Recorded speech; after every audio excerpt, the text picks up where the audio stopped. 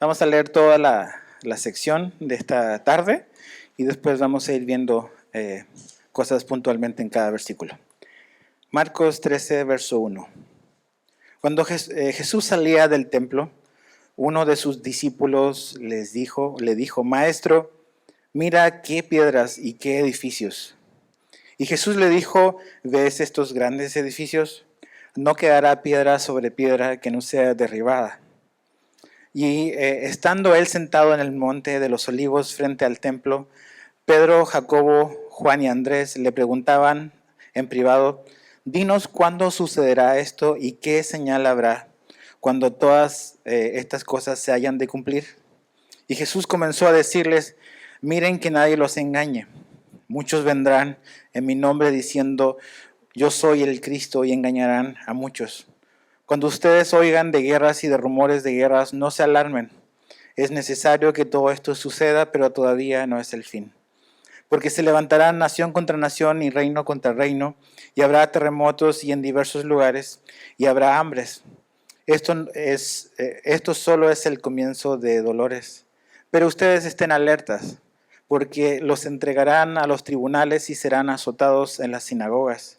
Y comparecerán delante de gobernadores y reyes por mi causa, para testimonio a ellos. Pero primero el evangelio debe ser predicado a todas las naciones. Cuando los lleven y los entreguen, no se preocupen de antemano por lo que van a decir, sino que lo que les sea dado en aquella hora, eso hablen, porque no son ustedes los que hablan, sino el Espíritu Santo. El hermano entregará a la muerte al hermano y el padre al hijo, y los hijos se levantarán contra los padres y les causarán la muerte. Ustedes serán odiados de todos por causa de mi nombre, pero el que persevere hasta el fin, ese será salvo. Entonces, Padre, danos ojos para ver lo que aquí está, las verdades que aquí están, danos oídos para oír, y danos un corazón, Señor, enseñable, humilde, para abrazar tu verdad y para en base a ella vivir en los tiempos en los cuales tú nos has colocado. Entonces te pedimos esto en el nombre de Jesús. Amén. Hemos estado viendo y seguimos viendo esta última semana de la vida, no de la vida, del ministerio de Jesús. Es su ministerio público. Y dentro del calendario de Jesús de esa última semana, esta parte del capítulo 13 corresponde al día miércoles. Desde el domingo de Ramos, Jesús ha ido cada día al templo y ha estado enseñando ahí, hablando con la gente, respondiendo cuestionamientos de los líderes religiosos. Pero algo extraordinario ha ocurrido en eso, y es que la presencia de Dios estuvo ahí en el templo de una manera física. Siempre se habla del templo como el lugar donde la presencia de Dios estaba, en el lugar santísimo y todo eso en el Antiguo Testamento. Pero algo extraordinario ha ocurrido con la presencia de Jesús, que es Dios hecho hombre. Y es que Dios hecho hombre, la presencia de Dios caminó entre sus pasillos y enseñó la verdad a la gente que quería oír.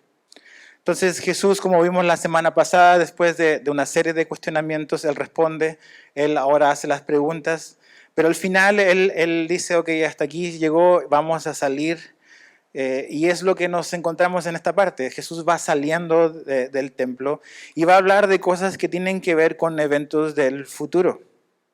Ahora Jesús va a enfocar su enseñanza no en la multitud, sino en sus discípulos, específicamente los apóstoles. ¿Y qué es lo que va a hacer Jesús? Jesús va a predecir eventos y tiempos que vienen hacia adelante. Es un capítulo fascinante, es un capítulo donde Jesús nos anticipa una serie de cosas que nos van a ayudar a poder entender los tiempos en los que vivimos. Jesús va a anunciar, no va a adivinar. Él está diciendo, esto es lo que va a suceder, esto es lo que ustedes, mis discípulos, deben de esperar en los días que vienen y en el tiempo que viene por delante, para que podamos estar preparados y entender la realidad en la que vivimos. Entonces es como un panorama de la realidad hacia el futuro. Y básicamente lo que Jesús dice acá y habla acá es eso, es un panorama de las cosas que van a suceder entre su primera venida y su segunda venida. Jesús vino una vez, es este momento, pero la Biblia nos dice que Jesús va a regresar por una segunda vez. Y todos estos eventos que están acá son eventos que tenemos que colocar dentro de ese periodo de tiempo entre su primera y su segunda venida. Es un panorama. Ahora, hemos dicho últimamente, lo he mencionado un par de veces, que la Biblia no es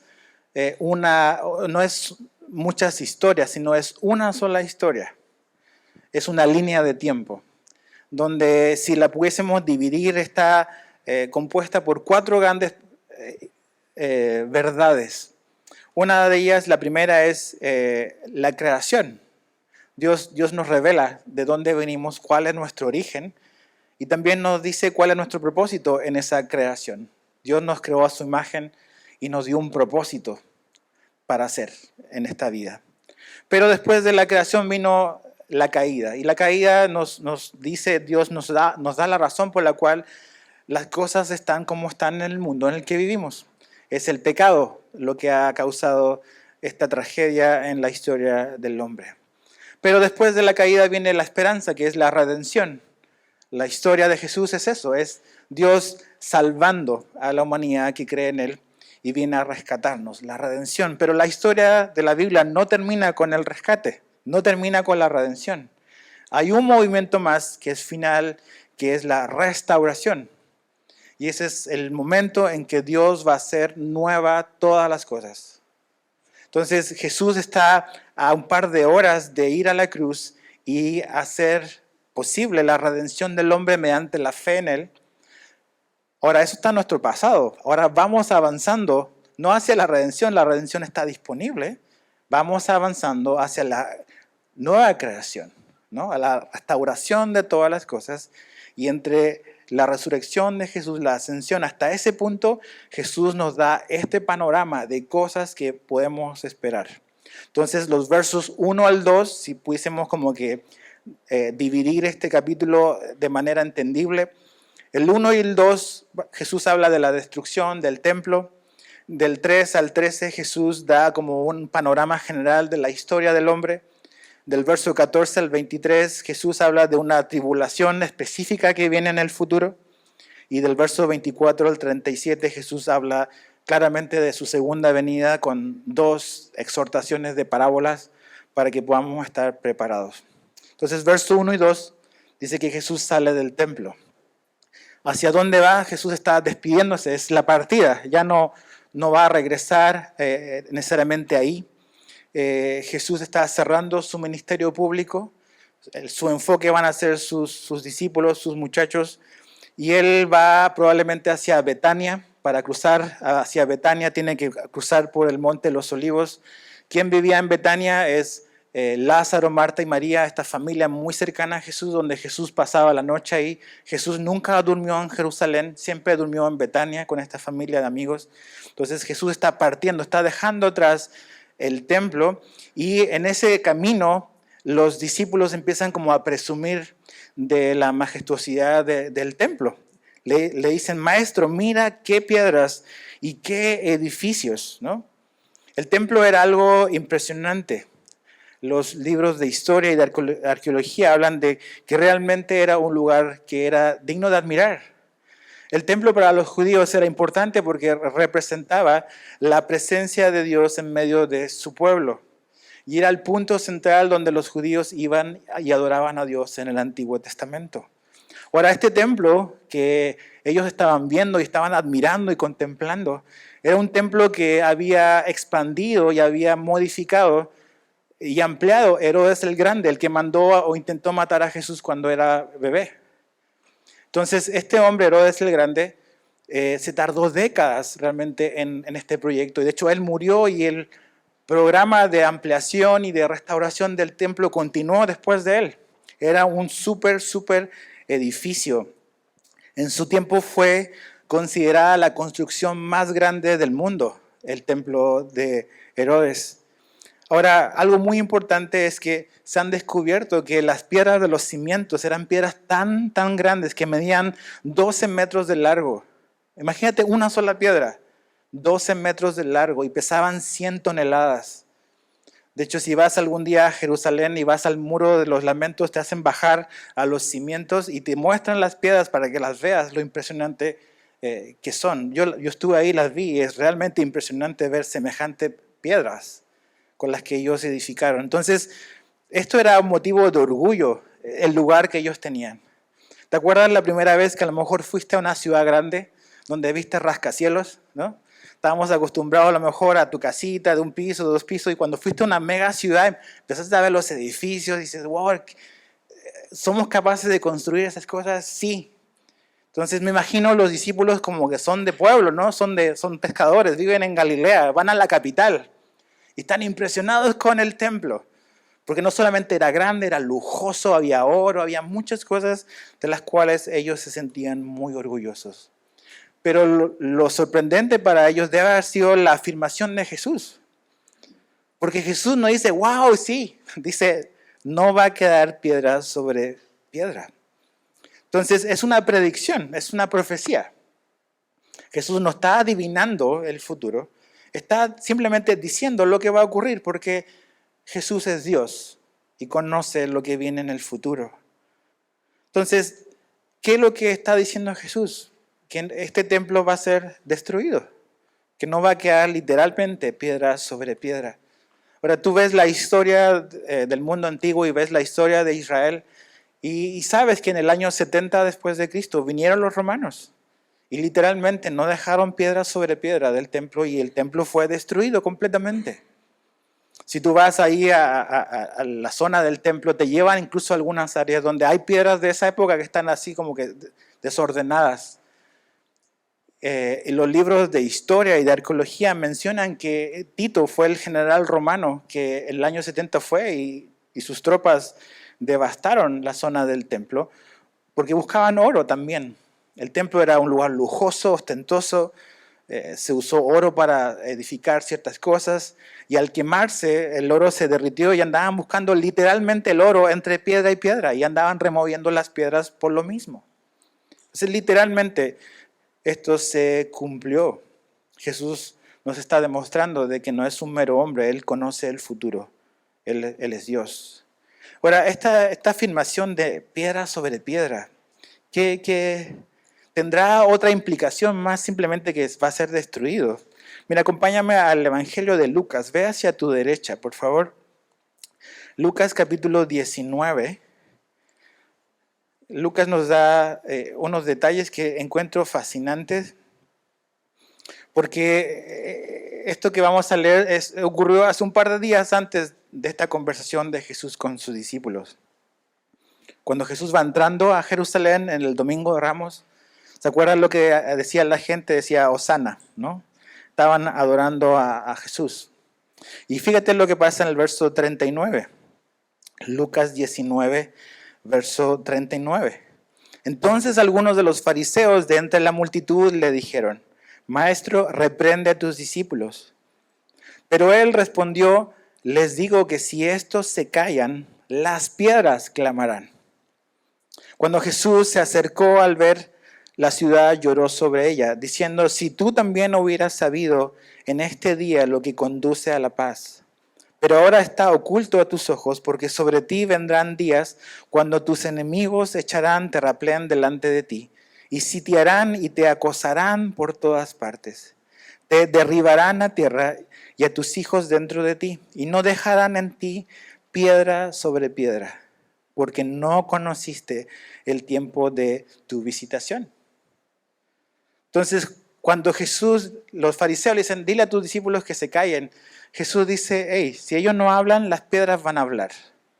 Y las piedras hablaron. Las piedras que fueron removidas hablaban del hecho de que las palabras de Jesús fueron reales. Vino y ocurrió lo que Jesús dijo que iba a ocurrir. Vinieron los romanos y destruyeron y no dejaron literalmente piedra sobre piedra. Y esas ruinas son un testimonio, están hablando lo que Jesús dice, están hablando de que Jesús es fiel, de que Jesús es verdadero.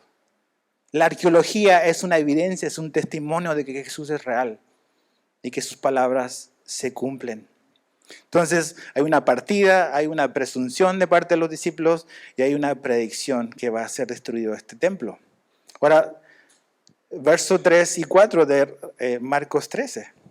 Dice, y estando él sentado en el monte de los olivos frente al templo, Pedro, Jacobo y Juan y Andrés le preguntaban en privado, dinos, ¿no?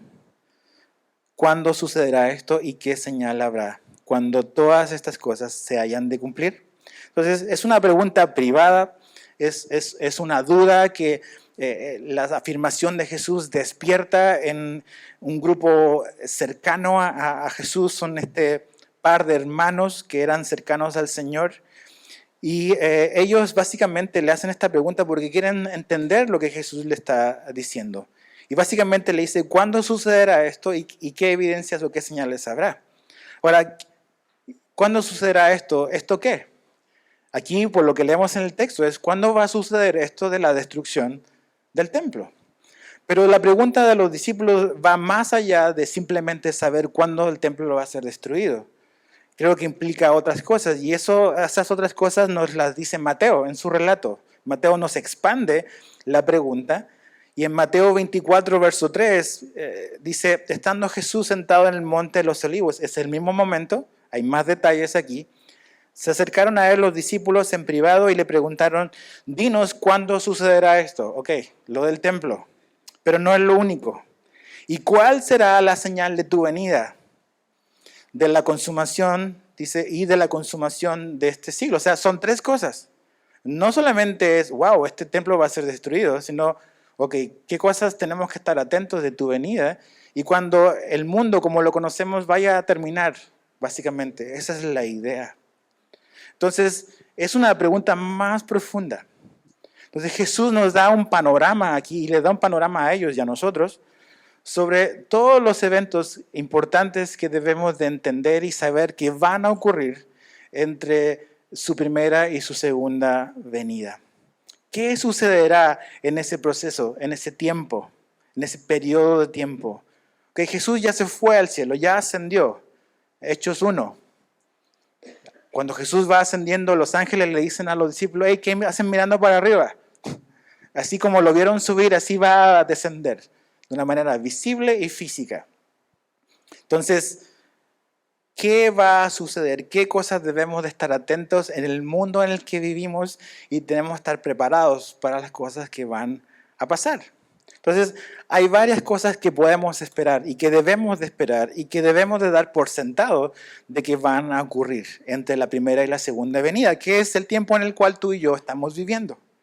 Jesús vino en el pasado y Jesús va a regresar en el futuro. ¿Qué tiempos vamos a vivir? Entonces Jesús no quiere que seamos engañados. Si te fijas ahí en el verso 3 y 4, dice, hey, dinos qué sucederá en la pregunta, queremos saber. Pero después enseguida Jesús dice, hey, que nadie los engañe, que nadie los engañe. Entonces podemos estar preparados. Podemos mirar el mundo y entenderlo a la luz de lo que la Biblia nos dice. Acuérdate, la palabra de Dios, la Biblia, es la forma en la que vamos a comprender la realidad en la que vivimos. Si no conocemos la Biblia, muchas de las cosas que suceden en nuestra vida y suceden en el mundo en el que vivimos no van a tener sentido para nosotros. Por eso necesitamos conocer bien la palabra de Dios, porque eso nos ayuda no solamente a conocer a Dios, sino a entender la realidad en la que vivimos, conocer el mundo en el que estamos y cómo poder vivir de una manera sabia. Entonces Jesús da una serie de cosas que debemos de esperar, que son parte de la realidad de vivir en este tiempo entre la primera y la segunda venida de Cristo. Y lo primero que dice de cosas que tenemos que estar atentos es versos 5 y 6. Dice, Jesús comenzó a decirles, miren que nadie los engañe. Muchos vendrán en mi nombre diciendo, yo soy el Cristo, y engañarán a muchos.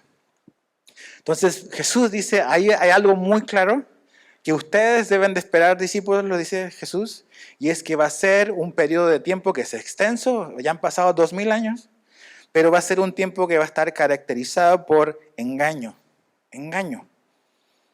Esa es una característica de este periodo de tiempo entre la primera y la segunda venida de Jesús. Hay mucho engaño y muchos serán engañados también. La palabra engaño que Jesús usa acá tiene una connotación de ser desviados de la verdad. Entonces, desde hace 2000 años se ha incrementado probablemente esta situación. Falsos maestros, incluso Jesús dice falsos cristos, falsos mesías. Personas que afirman ser el Mesías, personas que afirman ser hijo de Dios o el Cristo, lo que quieras, van a venir, van a ser parte de la realidad que nos va a tocar vivir. No te puedo dar todos los nombres, es muy extenso. En este siglo, solo en el siglo en el que vivimos, bueno, el siglo pasado, ¿cuántas personas religiosas han afirmado ser ellos el Hijo de Dios? Entonces, cada vez que sale una persona, vamos a decir, ya es el fin. No, Jesús dice que eso es algo que debemos de dar por hecho, que van a venir muchas personas que van a afirmar ser este Mesías.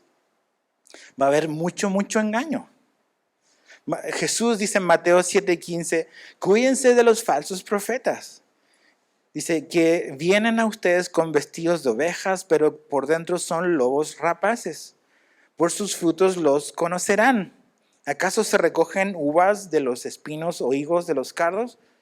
Tenemos que entender que no todas las personas que vienen en el nombre de Dios y que dicen hablar en el nombre de Dios provienen de Dios.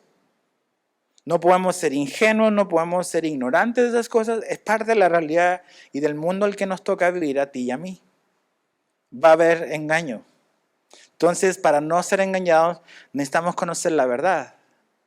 Jesús aquí nos da algo que nos pueda ayudar a identificar la verdad y dice qué tipo de fruto produce la enseñanza de estas personas. En la vida de la persona que lo enseña es una realidad, hay un buen fruto en su vida. ¿Y qué tipo de fruto hay en la vida de las personas que escuchan a estos maestros? ¿Se parecen más a Jesús o no? Entonces, hay criterios que la Biblia nos da que nos ayudan a poder identificar ciertas cosas para protegernos y cuidarnos. Ahora, el apóstol Pablo también habló sobre esta realidad del engaño. Hechos 20, 29 al 31, Pablo dice, sé que después de mi partida vendrán lobos feroces entre ustedes, que no perdonarán el rebaño.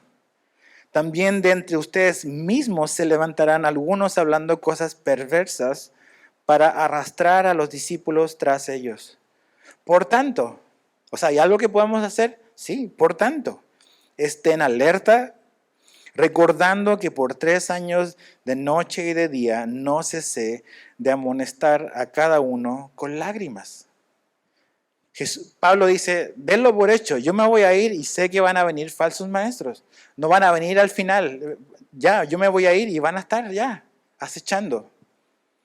Entonces, ¿qué tenemos que hacer? Estar alerta, pero fíjate, recordando lo que yo les enseñé por 3 años.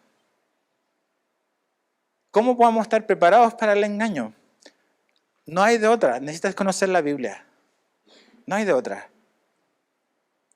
A veces hay ciertas cosas, la gente tiene cierta fascinación por ciertos temas y anda buscando en internet todo, pero no abre su Biblia.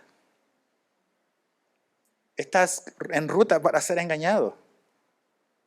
Abre más tu Biblia, no abras tanto YouTube o TikTok. No Instagram. Conoce a Dios con la Biblia que tienes y ve la verdad que ahí está, para tu seguridad y para tu protección. Sí, es que hay un apóstol acá o hay tal persona allá que dice esto. Yo sé, así gente va a haber mucha. Agarra tu Biblia, estudia tú y a ver qué Dios te dice. Entonces, engaño. ¿Qué tenemos que hacer? Dice, miren que no sean engañados. Estén alerta. Es un verbo imperativo de Jesús. No es una sugerencia, es un mandato. Es vigilen, miren, estén alertas. Tengan cuidado de no ser desviados de la verdad. Entonces no debemos ser ignorantes e ingenuos. ¿Cómo podemos ver si algo es verdadero? Ver los frutos en la vida de esas personas y también examinar las evidencias, las enseñanzas. Ahora, aquí creo que hay otra aplicación también en no sean engañados. Y es que esto es lo que puede ocurrir. Jesús está hablando en un contexto en el que Él va a empezar a hablar de las cosas que vienen hacia el futuro. antes de que Él venga. Y si hay un tema que puede ser causa de engaño, es precisamente eso. A veces interpretamos mal las cosas que vemos en el mundo y decimos, pasó esto, ya es el fin. Ya Jesús va a venir enseguida. Y eso es un error que podemos cometer todos. O sea, a veces pasan situaciones, tú dices, esto ya es el fin, ya Jesús viene ahorita. Jesús puede venir en cualquier momento, ¿ok? El rapto de la iglesia puede ser inminente, es inminente. Y aquí vale la pena la aclaración. Nosotros creemos y enseñamos en esta iglesia y creemos en un rapto de la iglesia. Creemos que Jesús va a venir a llevar su iglesia antes de venir y establecer su reino acá. Creemos en un periodo que la Biblia llama como la tribulación, que son 7 años, donde la segunda mitad de esos 7 años es la gran tribulación. Creemos en un milenio literal, donde Jesús va a establecer su reino físico y visible en este mundo, cuando ya venga por segunda vez. Pero creemos que el rapto de la iglesia es un evento distinto a la segunda venida de Cristo. Jesús está hablando aquí de la segunda venida, va a hablar al final. Entonces, son eventos distintos, pero necesitamos estar preparados, pero no debemos ser sensacionalistas. Y cualquier cosa que pase, ser engañado, decir, pasó esto y el presidente estornudó, entonces Jesús va a venir pronto, ¿no? O sea, hay gente así exagerada. No podemos ser raros en ese sentido. Necesitamos ser bíblicos. Y para eso necesitas conocer tu Biblia. Entonces, miren, no sean engañados. No malinterpretemos los eventos del mundo y todo lo apuntemos a que ya es evidente el fin. No todas las cosas tienen que ver con eso. Y Jesús lo explica aquí. Fíjate el verso 7. No solamente engaño, sino que otras cosas tenemos que estar atentos. Dice, cuando ustedes oigan de guerras y de rumores de guerras, no se alarmen. Es necesario que esto suceda, pero todavía no es el fin. O sea, las guerras y los rumores de guerra no es una señal de que Jesús viene pronto. Jesús está diciendo, eso va a pasar y todavía no es el fin. No sean engañados. Generalmente nosotros decimos, cuando hay guerras y rumores de guerra, es el fin. Y Jesús dice lo contrario. No es el fin. Ahora, nada más basta, y creo que lo que Jesús está diciendo es que el periodo entre su primera venida y su segunda venida no es un buen periodo. Hay muchas guerras, hay muchos rumores de guerra, hay conflictos bélicos, conflictos políticos. Pero eso de por sí solo, no es una evidencia únicamente de que Jesús viene en cualquier momento. Necesitamos conocer la historia de la humanidad. Ayer estaba buscando un poco y puse, no es un ejercicio que hago regularmente, no confío mucho en Google, pero puse en Google las 10 guerras más sangrientas de estos últimos 2000 años, así, tal cual. Y te arroja así una historia de todos los conflictos bélicos que han habido en la historia del hombre. Es impresionante. Guerras no de miles de personas, de millones de personas. Y no nada más la Primera y la Segunda Guerra Mundial, que fueron brutales, pero guerras anteriores a eso, de los chinos, hace 1500 años atrás, 35 millones de muertos. O sea, nosotros vemos estas cosas y decimos, wow, ya hay guerra ahí, el Señor viene pronto. Pero estas cosas han pasado regularmente en la historia del hombre. ¿Por qué? Porque el hombre está caído. Y el origen de las guerras es el corazón del hombre. Es lo que la Biblia nos dice. Santiago 4, 1 al 2 dice, ¿de dónde vienen las guerras y los conflictos entre ustedes? ¿No vienen de las pasiones que combaten en sus miembros? Ustedes codician y no tienen, por eso cometen homicidio, son envidiosos y no pueden obtener, por eso combaten y hacen guerra. El origen de los conflictos en tu familia, en tu matrimonio, en tu hogar, en tu trabajo, en una ciudad, en un estado y en un país y en el mundo, es el corazón caído y pecaminoso. Es el pecado en nosotros. Ese es el origen de todos los conflictos interpersonales y globales.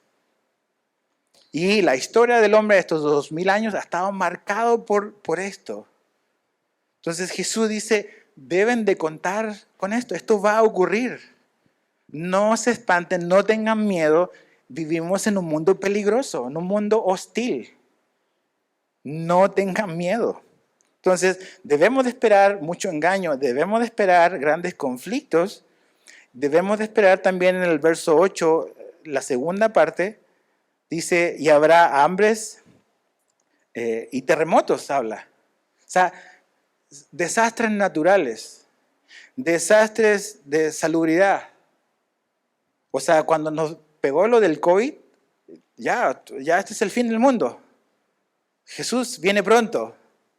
Ok, la peste española. Nada más tenemos que conocer la historia. Millones de personas. Cosas que ocurrieron así como que 200, 300 siglos atrás. Millones. Europa en un punto, como 2/3 de Europa murió hace siglos atrás por pestes. Entonces, estas cosas han existido porque Jesús dice, esto es parte de la línea de tiempo hasta que yo venga. Estas cosas debemos de esperarlas. Ahora, Jesús dice algo muy, muy importante. Fíjate al final del verso 8. Esto es solo el comienzo de dolores. Las mujeres que han tenido hijos, ¿se acuerdan de sus contracciones? ¿No? O sea, empezaban y cada vez que te ibas acercando a la fecha del parto, esas cosas van aumentando en frecuencia y en intensidad. ¿Verdad que sí? Entonces, Jesús dice, estas cosas debemos de esperar que van a ocurrir y van a comenzar ya. Guerras, rumores de guerras. De hecho, los judíos, un par de décadas después, van a tener esta gran guerra con los romanos. Van a ser esparcidos, o sea, vienen estas cosas, es parte de la experiencia humana. Pero Jesús dice, esto es solo el comienzo de dolores. Por una guerra, por las guerras que estamos viendo ahora, no significa necesariamente que ya estamos en el tiempo del fin. Ahora, hay cosas que sí creo que están conectadas. Y creo que lo que pasa con Israel siempre está conectado con los planes de Dios con los últimos tiempos. Pero es muy distinto a tener una cosa así, una pandemia cada 100 años, a que tengamos una pandemia todos los años de cosas distintas. Es distinto a lo mejor, ok, hace un par de semanas golpeó un huracán en Acapulco. Hace varios años que no nos toca a nosotros. Ya creo que este año la libramos. ¿Pero se acuerdan de Wilma, los que estuvimos aquí? Fue terrible. Esas cosas van a pasar. Desastres naturales es parte de la experiencia humana. Pero cuando ya nos debiésemos de preocupar y mirar para arriba, es si nos pega un huracán una vez a la semana. Si cada 2 semanas aparece una nueva enfermedad que destruye a mucha gente y mucha gente muere. Eso ya, las contracciones son más fuertes y más cercanas. Ahí ya tenemos que estar, como que atentos. Pero Jesús dice, estas cosas ustedes deben de esperarlas que van a ocurrir. Entonces tenemos que ser cuidadosos en no caer en un sensacionalismo. Sí creemos que Jesús va a venir, sí creemos y lo enseñamos que Jesús se va a llevar a su iglesia y que va a venir de sorpresa. Pero no podemos estar cualquier cosa nada más apuntando porque creo que se ve como que fue primera vez que ocurrió, porque la historia nos dice que no es primera vez que ocurren muchas de las cosas que pensamos que sí. Ahora, del verso 9 al 13, Jesús da una parte bastante extensa de algo que ellos también tienen que esperar y que todo cristiano debe de esperar. Y es persecución. Entonces hay engaño, hay conflictos, hay desastres y finalmente hay persecución.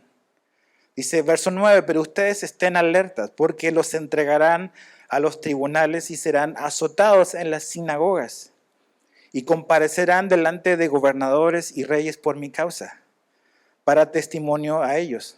Pero primero el evangelio debe ser predicado a todas las naciones.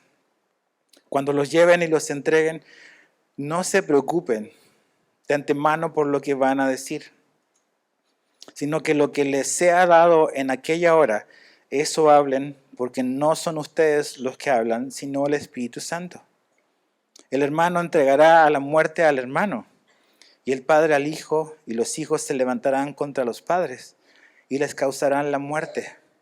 Ustedes serán odiados de todos por causa de mi nombre, pero el que persevere hasta el fin, ese será salvo. Entonces Jesús les dice, hay otra cosa que ustedes deben de esperar para adelante, y es persecución. Y la persecución comenzará pronto. Nada más basta irte al libro de los Hechos para ver que la persecución partió pronto para los discípulos. Esa parte que Jesús dice, los entregarán a tribunales. La idea es sanedrines y concilios. Vea a Hechos capítulo 4. Luego, un par de tiempo nada más después de Pentecostés, Pedro y Juan son llevados a un concilio, amenazados por el sistema religioso del judaísmo. Ahí está, Jesús cumpliendo lo que Jesús dijo. Jesús habla de que ustedes van a ser azotados. Pablo fue azotado 5 veces, 39 latigazos. ¿Cuál era su delito? Hablar de Jesús. Eso de comparecer ante gobernadores y reyes habla de autoridades judías y no judías. Pablo compareció ante los judaizantes y también compareció ante reyes y gobernantes. Les habló de Jesús. Las palabras de Jesús cumpliéndose. Después habla de la familia, que la familia va a entregar a su propia familia. Y algo muy importante, todas estas cosas que Jesús está diciendo, esto va a ocurrir, es una sola causa. Verso 9, por mi causa. Verso 13, por mi nombre. Por mi nombre. Entonces no está hablando de tiempos difíciles en general, está hablando de tiempos difíciles para ser cristiano. Eso es lo que Jesús está diciendo. Y eso comienza luego en la iglesia primitiva. Y hoy la iglesia, hay lugares en el mundo donde nuestros hermanos están siendo perseguidos hoy en día. O sea, no tienen la bendición o el privilegio que tienes tú de venir a la iglesia y saber de que puedes volver a tu casa sin ningún problema. Hoy hay hermanos en el mundo, en alguna parte, que van a ir a la iglesia y no van a regresar a su casa vivos. Entonces tenemos que valorar la libertad que tenemos, pero juntamente con esa libertad es una responsabilidad que Dios nos da. Entonces, persecución. Y Jesús dice que cuando eso venga, tienen que dar testimonio de Cristo a las personas que los están persiguiendo. Entonces, toda circunstancia y todo tiempo es una oportunidad para dar testimonio de Jesús. Y tú dices, ok, bueno, ellos leemos de Hechos y ves la vida de los discípulos que fueron perseguidos, pero eso es solamente para los del primer siglo, no es para nosotros. Ok, Jesús dijo en Juan 15, 18 y 19, si el mundo los odia, sepan que me ha odiado a mí antes que ustedes. Si ustedes fueran del mundo, el mundo amaría lo suyo. Pero como no son del mundo, sino que yo los escogí de entre el mundo, por eso el mundo los odia. La razón por la cual los cristianos son perseguidos es porque odian a Cristo. Eso es. Jesús lo dice claramente. No, el problema no son ustedes, soy yo. ¿Te acuerdas qué le dijo Jesús a Saulo cuando se le apareció camino a Damasco? ¿Por qué me estás persiguiendo a mí? No le dice por qué estás persiguiendo a mi iglesia. Es Pablo que tienes conmigo. Si los persigues a ellos, me persigues a mí. Conmigo es el problema, Saulo. Entonces, aquí Jesús dice algo muy importante. Y creo que es muy relevante en el tiempo en el que nos toca vivir. Y sobre todo en la gente joven, que quiero comentarles eso. Sobre todo cuando somos jóvenes tenemos un profundo deseo de ser aceptados por el mundo en el que vivimos.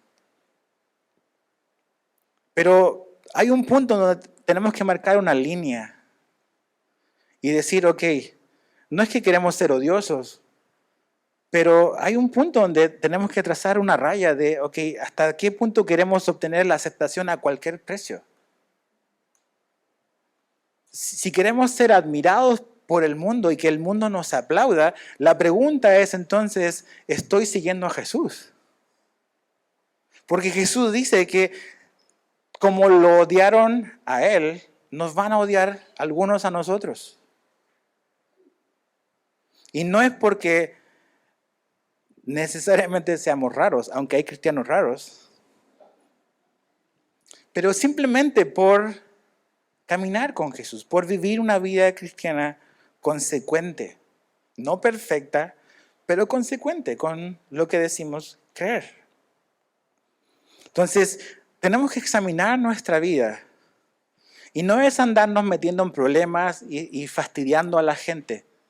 No se trata de eso, de ser legalistas y caer a bibliazos a la gente. No se trata de eso.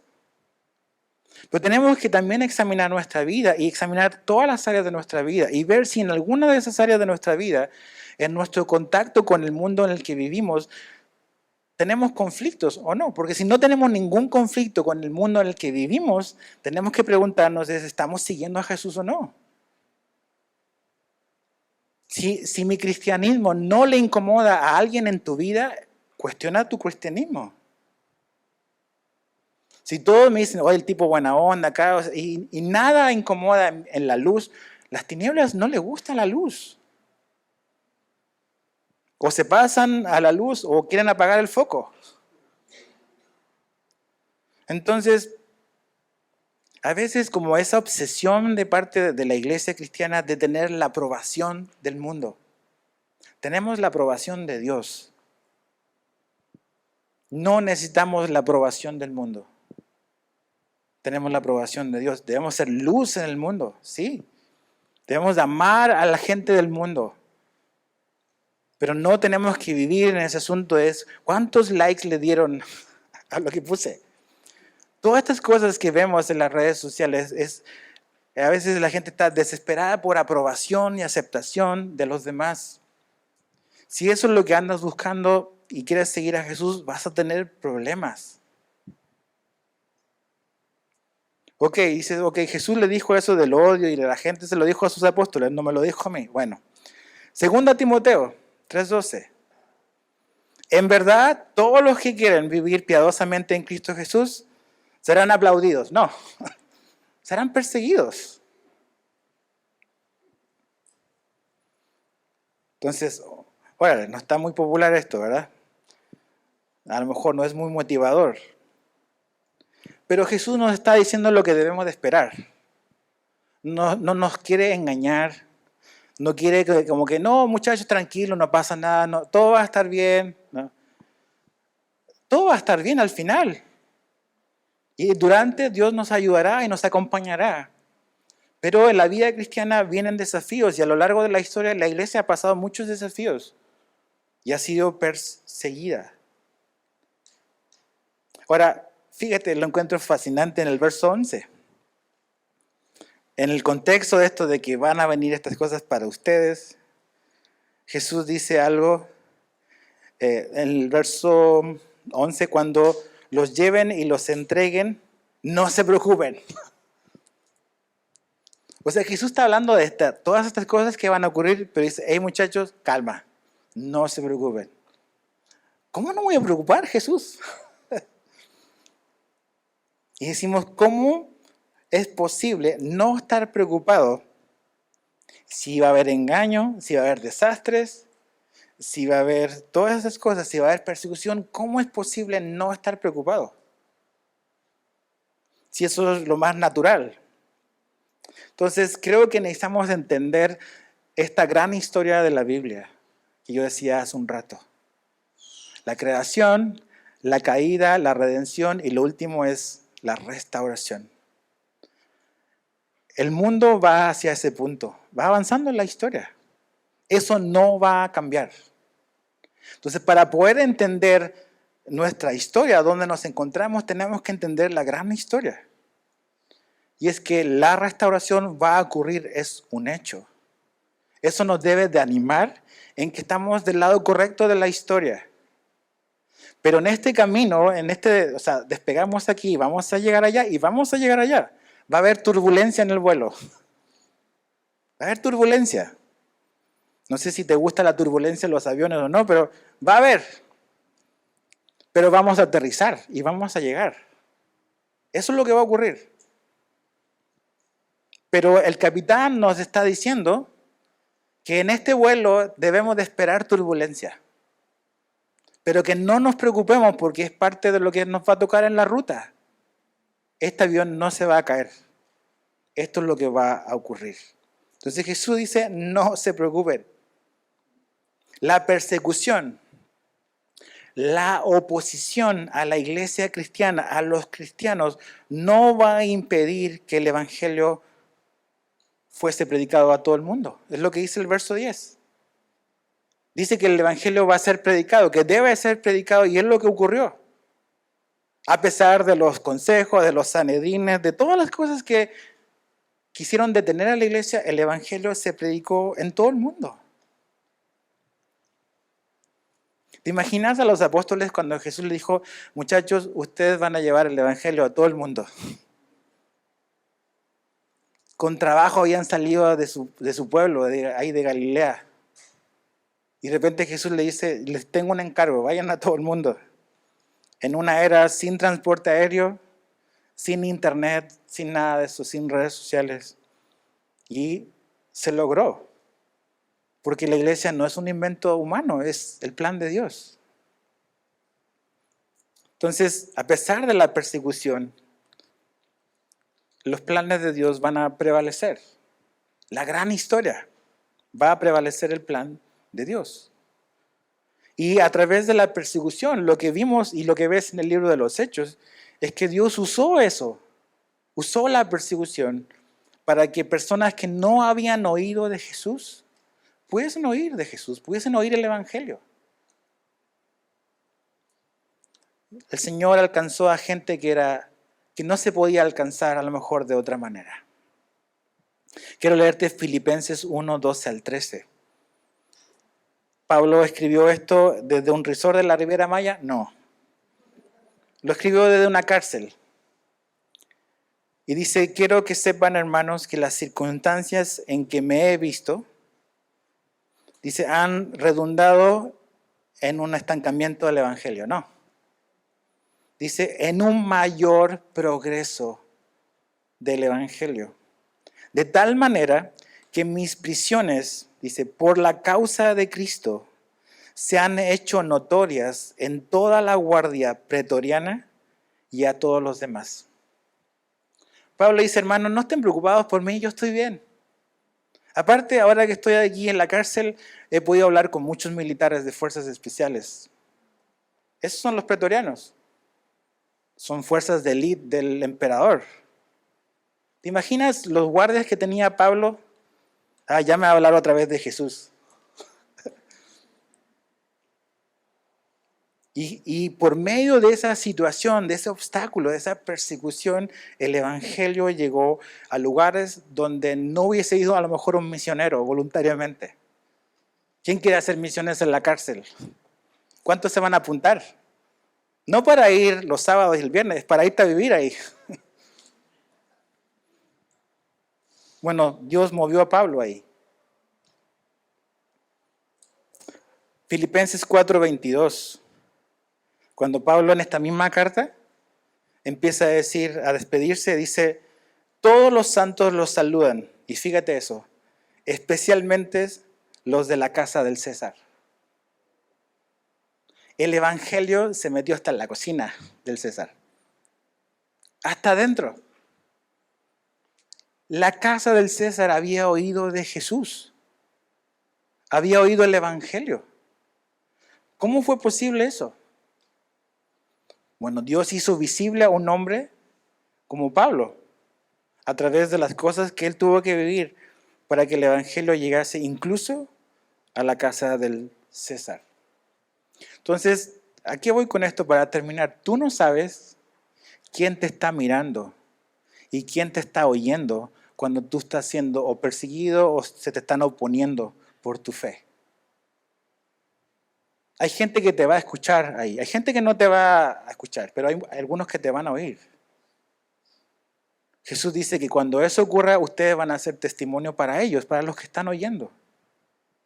Entonces no sabemos cómo Dios puede usar la oposición en tu trabajo, la resistencia en el lugar donde vives porque eres cristiano. Debes de esperar eso. Debes de esperar resistencia y oposición también de tu familia.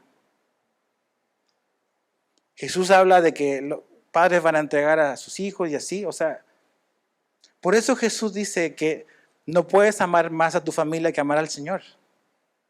Porque si amas más a tu familia de lo que amas al Señor, cuando tu familia hace esto, vas a tener problemas. Entonces, ¿qué tenemos que hacer? Jesús dice, no se preocupen. Y dice, el Espíritu Santo les va a decir lo que tienen que decir.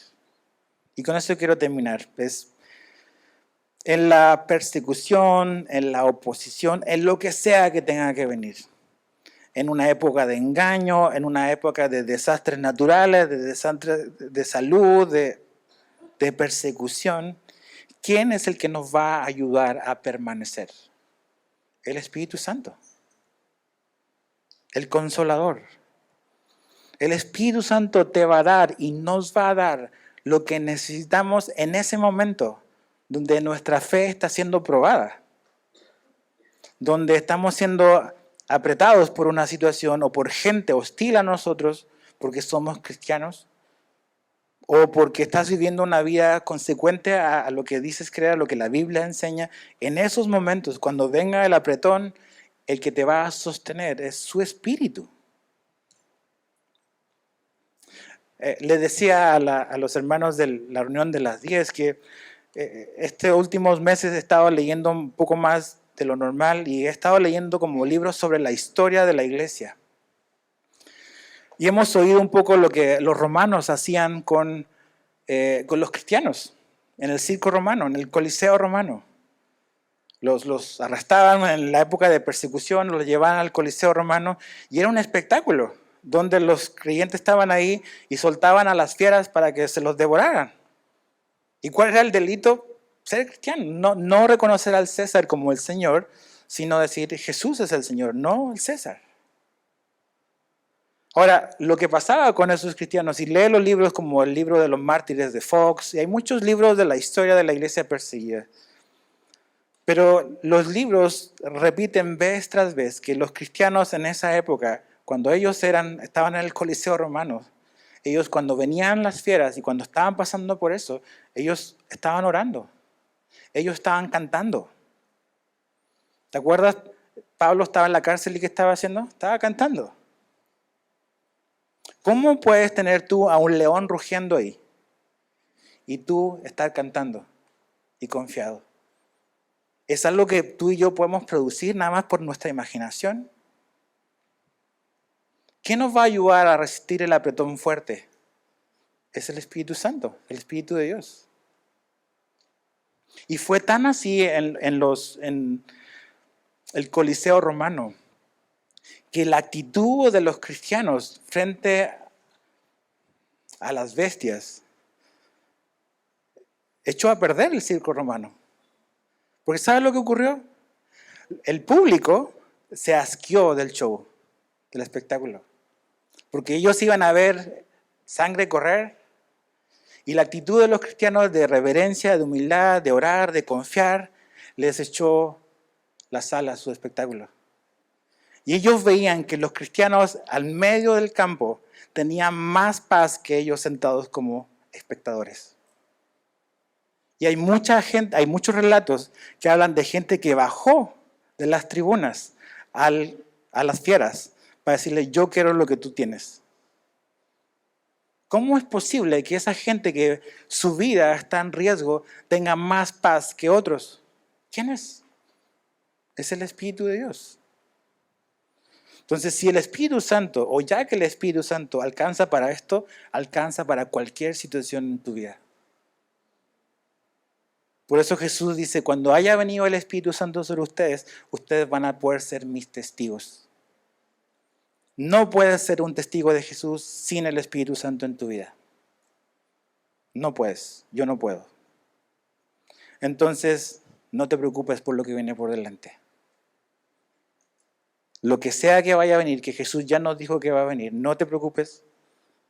Conoce la verdad, conoce tu Biblia. Depende del Espíritu Santo, pídele a Dios de que te llene de su Espíritu para poder ser un testigo de Jesús sin importar los tiempos en los que te toca vivir.